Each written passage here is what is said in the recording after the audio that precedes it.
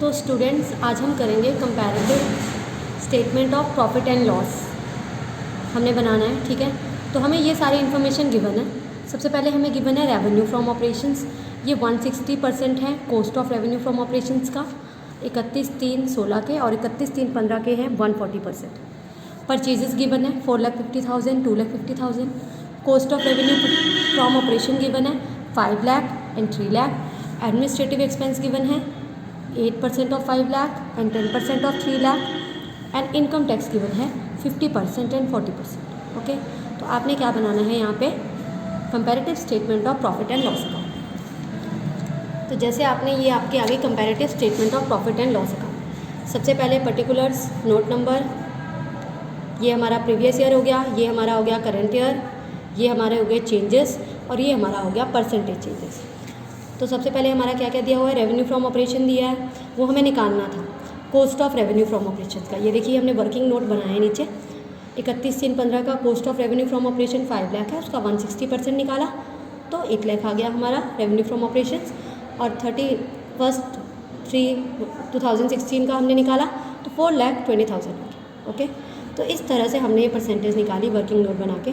इनका डिफरेंस इतना है और इसकी परसेंटेज 90.48 आ रही है। अदर रेवेन्यू हमें दिया नहीं है क्वेश्चन में, तो टोटल रेवेन्यू आ गया सेम। इसके बाद आपने क्या करना है, एक्सपेंस माइनस करना है। अब आपने ये ध्यान रखना है कि जैसे मान लो हमारा cost of revenue from operations होता है, परचेजेस इसके अंदर इंक्लूड होती हैं, तो इसीलिए हम अलग से परचेजेस को नोट नहीं करेंगे। नहीं तो हमें सम में अलग से परचेजेस दी हुई हैं, 4,50,000 दी हुई है और 2,50,000 दी हुई है, बट हमने इसको नोट नहीं करना। क्यों नहीं करना, क्योंकि ये cost of revenue from operations में शामिल है। ठीक है, तो ये हमें दिया हुआ है, प्रीवियस ईयर का 3 लाख है, इस ईयर का 5 लाख है, जो डिफरेंस है वो है 2 लाख। हमने इसकी 2 लाख से अपॉन 3 लाख परसेंटेज निकाली, कितनी आ गई 66.67। उसके बाद एडमिनिस्ट्रेटिव एक्सपेंस आपको दिए प्रीवियस, ये भी आपको परसेंटेज निकालनी पड़ेगी। ये देखिए जो प्रीवियस ईयर का है वो 3 लाख का 10% है, मतलब कि 30,000, और जो करंट ईयर का है वो है 5 लाख का 80%, मतलब कि 40,000। तो ये आपको दो चीज़ें दी, तो आपने इसका भी डिफरेंस निकाला, इसकी भी परसेंटेज निकाला। ठीक है, टोटल एक्सपेंस निकाल लिया आपने, इनका टोटल करके। यहाँ पे ये ध्यान रखना है आपने इन दोनों को माइनस करके निकालना है। वैसे तो इसका जोड़ भी यही आ रहा है, इसका जोड़ भी 2,10,000 आ रहा है, इनका डिफरेंस भी 2,10,000 आ रहा है। ठीक है, बट आपने इसको कंसीडर करना होता है, और जो परसेंटेज है वो भी इसी की 2,10,000 अपॉन 3,30,000 इंटू 100, ना कि इसका जोड़ नहीं लेना हमने यहाँ पे भी। ठीक है, तो ये हमारे टोटल एक्सपेंस आ गए। अब हमने प्रॉफिट निकालना है बिफोर टैक्स। हमने क्या करना है, टोटल रेवेन्यू में से टोटल एक्सपेंस को क्या कर देंगे हम, माइनस। तो हमारा प्रॉफिट जो है वो आ गया, प्रीवियस ईयर का 90,000 आ गया और करंट ईयर का हमारा आ गया 2,60,000।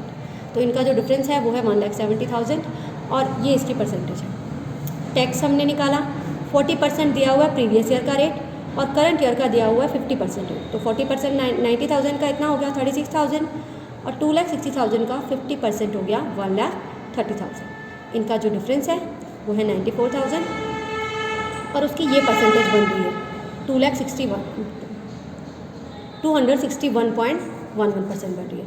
तो प्रॉफिट आफ्टर टैक्स आपने इसमें से ये माइनस किया। ठीक है, तो ये आपका आ गया प्रॉफिट आफ्टर टैक्स, जिसकी कि इतनी परसेंटेज आपकी आ रही है 140.74। तो इस तरह से आपने सम करने comparative statement of profit and loss के। ये यहाँ पर जो परफॉर्मा है थोड़ा बहुत, ये चीज़ जो है ये तो फिर भी आपकी बैलेंस शीट की तरह जा रही है, लेकिन आपको मेनली ये याद रखना है कि कौन सी आइटम कहाँ जाएगी। ओके।